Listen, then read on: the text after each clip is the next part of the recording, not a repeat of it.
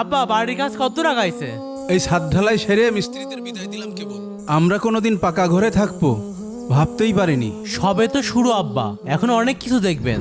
শহরে একজন বড় ব্যবসায়ী আছে, তিনি আমাদের সংগঠনে কিছু টাকা অনুদান দিতে চাই। তোমার কিছু পোলাপান নিয়ে ওনার বাসায় যাও। আমি গিয়ে কি বলবো ভাই?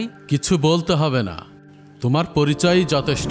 বসার সময় না আঙ্কেল, আমরা একটু জরুরি কাজ এসেছি, আমাদের এখন 10 লাখ টাকা লাগবে। 10 লাখ টাকা দেওয়া লাগবে?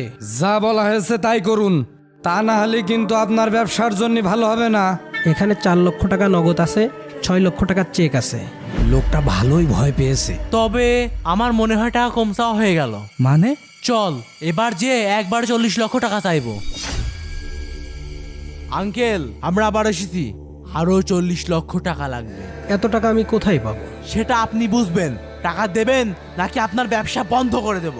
আচ্ছা ঠিক আছে, তোমরা বসো, ব্যবস্থা করছি। আমার বাসায় কিছু ছেলে চাঁদা তুলতে এসছে। Don't move.